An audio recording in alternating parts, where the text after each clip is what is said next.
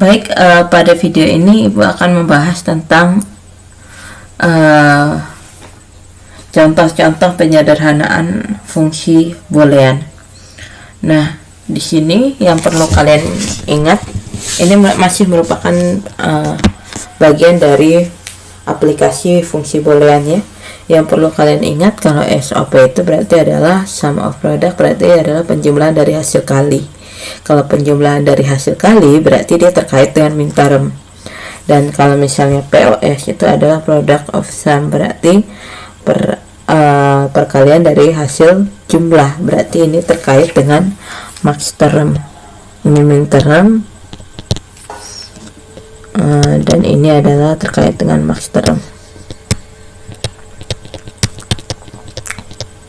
Nah, di sini tentukan bentuk sederhana dari fungsi boolean yang merepresentasikan tabel kebenaran berikut dalam bentuk SOP dan bentuk POS. Nah, berarti yang perlu kalian lihat di sini dalam bentuk SOP-nya dulu ya, kita buat ya. Oke, dalam bentuk SOP. Nah, kita buat dulu saja bentuk peta Carnot-nya. Kalau peta Carnot-nya, karena di sini terdiri dari 3 peubah, berarti akan ada 8 kotak, dimana barisnya 2 dan kolomnya 4 ya. Berarti kita buat di sini X01, baru YZ 00 01 10 11, baru di sini 10. Nah, kita lihat di sini untuk X-nya 0, Y-nya 0, Z-nya 0, fungsi booleannya 0. Berarti X-nya 0, Y-Z-nya 0, di sini 0. X-nya 0, Y-Z-nya 01, fungsi booleannya 1. X-nya 0, Y-Z-nya 01, fungsi booleannya 1. X-nya 0, Y-Z-nya 10, fungsi booleannya 0. X-nya 0, fungsi booleannya 10, 0. X-nya 0, Y-Z-nya 11, fungsi booleannya 1. X-nya 1, fungsi booleannya 00, 1. X-nya 1, fungsi Y-Z-nya 01, fungsi booleannya 0. X-nya 1, Y-Z-nya 10, fungsi booleannya 1. X-nya 1, Y-Z-nya 11, fungsi booleannya 0. Nah, karena di sini bentuk SOP, berarti yang perlu kita ingat, ini yang kita kelompokkan itu adalah 1, angka 1. Ingat, kalau kita mau ngelompokkan itu kita lihat dari yang paling banyak dulu. Kita lihat dari yang oktet. Kalau misalnya oktet tidak ada, baru berarti kita lihat kuat. Kalau kuat tidak ada, baru kita lihat pasangan. Oh, ternyata di sini terdapat pasangan, yaitu ini. Nah, kalau misalnya pasangan tidak ada, baru kita lihat apakah ada penggulungan. Nah, kita lihat di sini rupanya ada. Ini terletak di ujung-ujung. Yang ini dengan ini. Oke, apakah satunya masih ada lagi? Tidak ada. Berarti bentuk fungsi sederhananya tinggal kita buat fungsi di X, Y, Z-nya. Itu adalah, nah, pertama yang ini, satu yang ini. Dia terletak pada baris X0. Ingat, kalau SOP berarti sum of product, berarti penjumlahan dari hasil kali, berarti berhubungan dengan minterm. Kalau minterm saat dia bernilai 0, justru variabelnya itu berkomplement. Tapi kalau misalnya dia bernilai 1, variabelnya tidak komplement. Berarti karena X-nya 0, berarti X komplement. Baru ini terletak di kolom 01 dan 11, yang sama itu satunya. Berarti Z-nya 1. Kalau Z-nya 1, berarti Z-nya tambah komplement. Nah, ini kan mintermnya hasil kali. Baru kita tambah sum, tambah dengan yang kedua. Yang ini ya. Dia terletak pada baris X-nya 1. Berarti X-nya tambah komplement. Kemudian 11 ini terletak di kolom 00 dan 10. Yang sama 0-nya. 0 ini punyanya Z. Berarti Z-nya komplement. Nah, ini fungsi minimisasinya selesai. Nah, sekarang tinggal bentuk POS.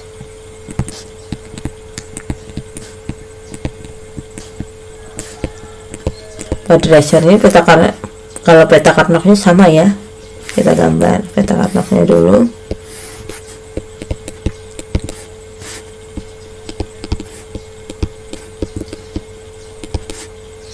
Nol nol nol satu satu satu satu nol 0110101. Nah, yang perlu kita kelompokkan itu adalah nolnya, berarti yang ini dengan yang ini. Oke, kita buat fungsi dalam XYZ nya. Yang ini itu kan terletak pada baris X0. Ingat, ini bentuk POS, product of sum, berarti dia berupa perkalian dari hasil jumlah. Kalau hasil jumlah berarti berbentuk max term. Kalau di max term, justru kalau dia X sama dengan 0, dia tanpa komplement. Kalau dia ubahnya sama dengan 1, berarti dia tak pakai komplement. Dan ingat, dalam bentuk max term ya. Berarti karena di sini X-nya 0, berarti X-nya itu tanpa komplement. Ini X-nya 0. Baru dia terletak pada kolom 00 dan 10 yang sama itu 0-nya. 0 di sini punyanya Z, berarti X tambah Z dikali yang kedua yang ini. X-nya bernilai 1, berarti X komplement ditambah dia terletak pada kolom 01 dan 11. Z-nya 1 yang sama, berarti Z-nya komplement. Nah, ini bentuk fungsi booleannya dalam bentuk POS seperti itu. Nah, selanjutnya Ibu berikan contoh untuk yang minimisasi fungsi boolean fungsi W, X, Y, Z ya. Sigma 0, 1, 2, 4, 5, 6, 8, 9, 12, 13, 14 dalam bentuk SOP dan POS. Nah, kita lihat ini fungsi dalam 4 berubah. Kalau fungsi dalam 4 berubah, berarti akan ada sebanyak 2 pangkat 4 ya. Berarti 16 kotak. 16 kotak ya. Dan akan ada 16 dikurangin 1, 15 ya. Berarti ada 0 sampai 15 minterm ya, 0 sampai 15 minterm. Nah, karena di sini ada 4 berubah, berarti kita gambarkan dulu aja peta Karnocknya. Berarti barisnya itu ada 2 berubah, kolomnya juga ada 2 berubah. Kita gambarkan.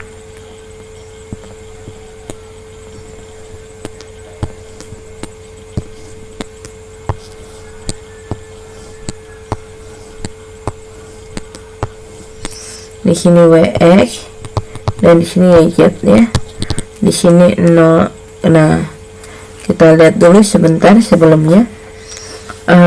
Ingat, kalau untuk peta Karnock 4 berubah ada cirinya sih untuk menghafalnya ya. Di sini untuk minterm 0, ini 1, di sini 2, di sini 3, di sini 4, di sini 5, di sini 6, di sini 7, di sini 8, di sini 9, di sini 10, 11, 12, 13, 14, 15.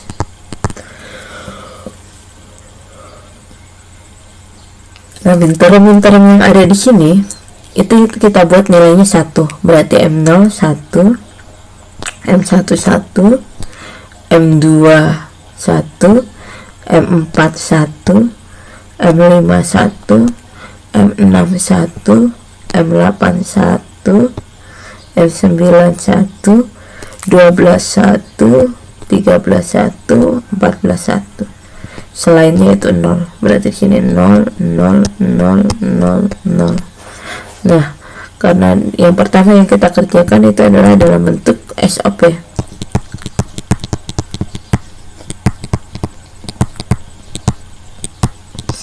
Berarti yang kalian kelompokkan adalah 1, angka 1.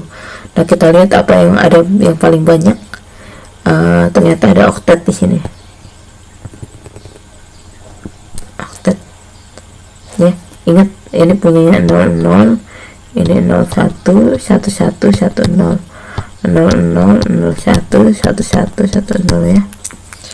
Oke, kita buat dulu. Berarti fungsi w x y z ini kan terletak pada kolom 00 dan 01. Yang sama itu nolnya ini punyanya y. Berarti karena ini kita bentuk SOP, berarti dalam bentuk penjumlahan dari hasil kali. Berarti kalau dia bernilai 0, justru perubahannya itu berkomplement. Berarti di sini y komplement. Nah, kemudian apakah ada lagi angka satu lain? Ada ternyata, yaitu ini 111. Nah, kalau kita lihat aturan itu kan adanya oktet, kuat dengan pasangan. Nah, ini ada 3. Kita juga ingat kalau misalnya bentuk ini kita harus mengurutkan dari yang paling banyak dulu, dari oktet baru kuat. Nah, kalau kita lihat ini kan sebenarnya 111 ini berada di sebelah pojok ya. Berarti bisa kita gunakan penggulungan, yaitu ini dengan ini. Kemudian kita buat dulu yang ini dan ini ya, ditambah ini dengan ini, itu kan terletak di baris 00 dan 01. Yang sama itu nolnya, berarti w nya 0. Kalau w nya 0 berarti w komplement, dan dia terletak di kolom 00 dan 10. Berarti yang sama itu nolnya. 0 ini punya z, berarti z komplement. Nah, kemudian sudah ya untuk yang ini. Baru yang ini lagi, ini kan masih ada 1, berarti kita kelompokkan kuat lagi, kuat ya kuat lagi yang ini. Nah, ini kan berarti kita tambah dengan yang ini kan terletak pada baris 01 dan 11, yang sama satunya, berarti x nya 1. Kalau x nya 1 berarti x nya tanpa komplement, baru dia terletak di kolom 00 dan 10.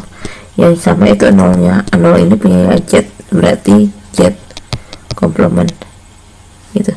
Nah, selesai dalam bentuk SOP. Sekarang kita tinggal buat dalam bentuk POS ya. Kalau dalam bentuk POS berarti yang kalian kelompokkan itu adalah nolnya. Nah, kita gambarkan dulu peta Carnot-nya di bawahnya ya. Sama sih peta Carnot-nya.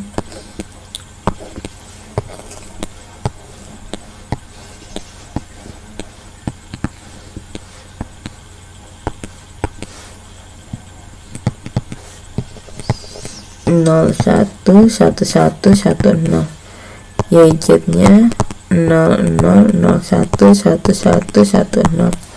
Di sini tadi 1 1 1 1 1 1 1 1 0 0 0 0 1 1 1 0. Yang kita kelompokkan nolnya. Kita lihat oktetnya nggak ada. Ada kuat tapi ini ya. Berarti fungsi w x y z sama dengan, ingat ini karena dia dalam bentuk POS,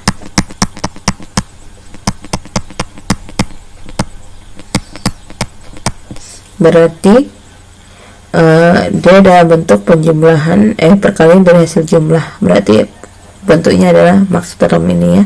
Kalau max term berarti yang kita ingat kalau dia bernilai 1 justru dia pakai komplement perubahannya, kalau dia bernilai 0 justru dia tanpa komplement.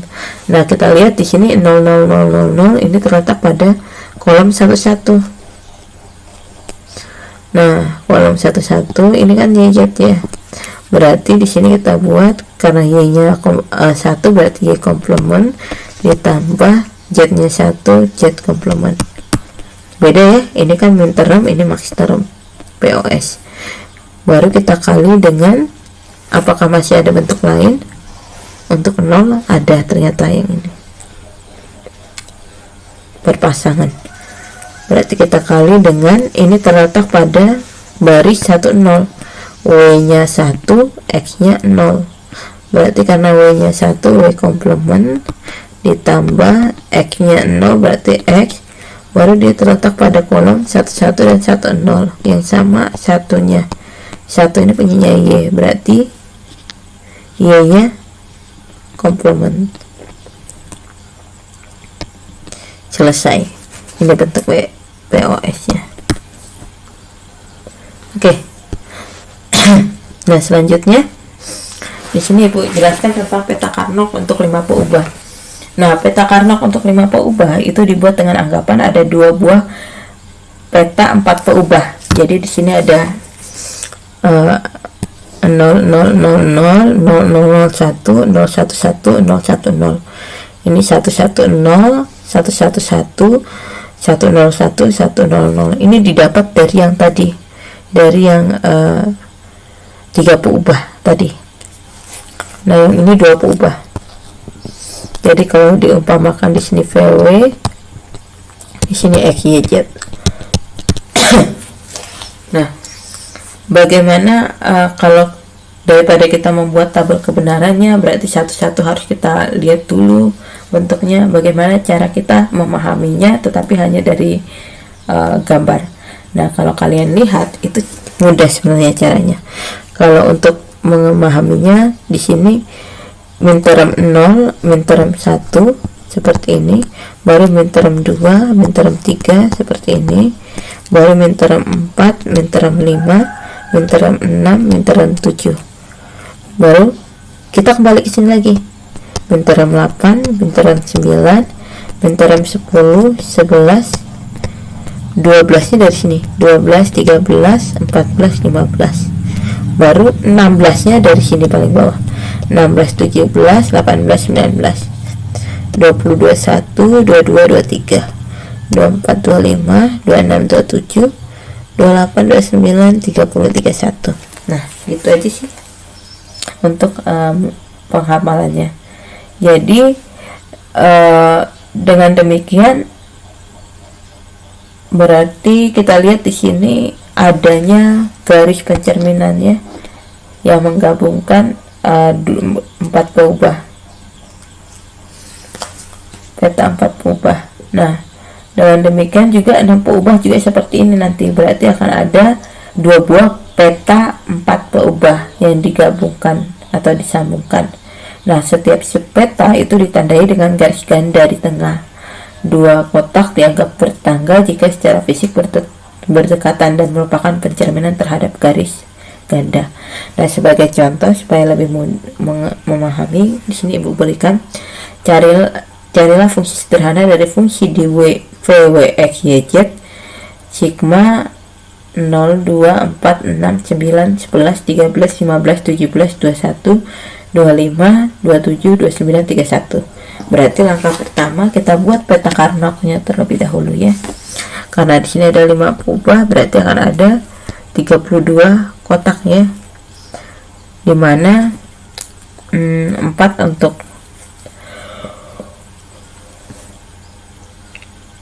baris dan 8 untuk kolom. Kita gambarkan dulu. Di sini punyanya VW, ada 4 baris.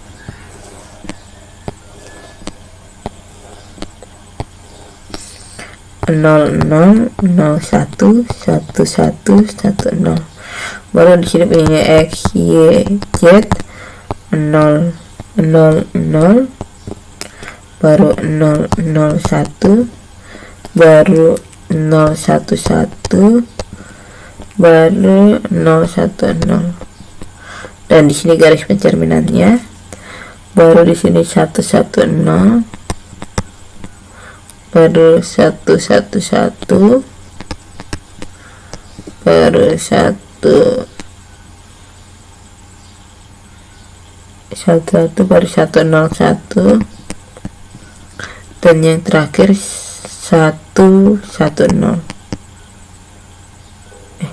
1, 0, 0.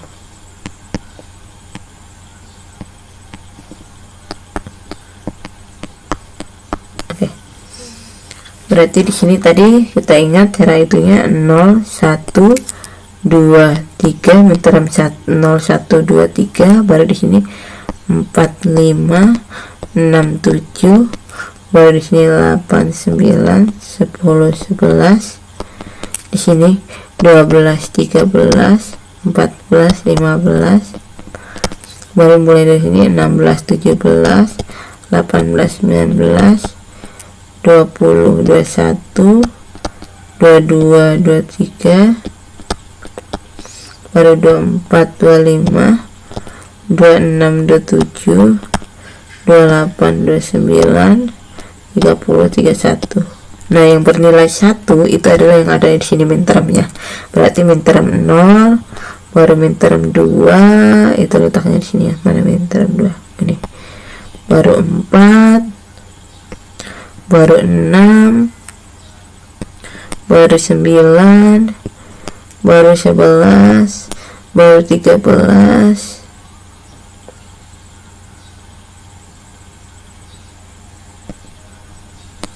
baru 15, baru 17, baru 21, baru 25, baru 27, 29, 30, 31. Selainnya 0.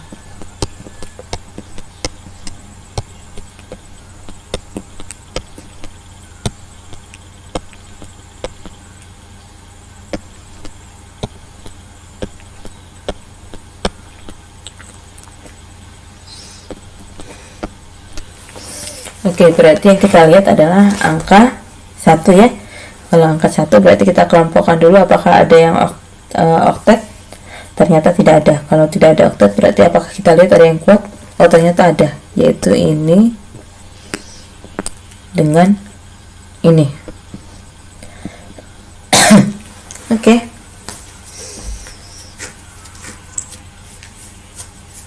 Ya, kita lihat di sini. Berarti fungsi sederhananya fungsi di v, w, x, y, z. Nah, kita lihat di sini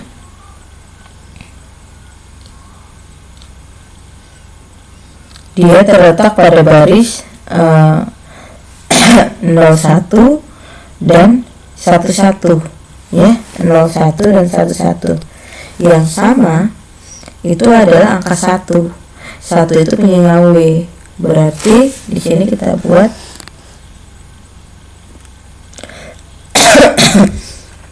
W ya kan, dikali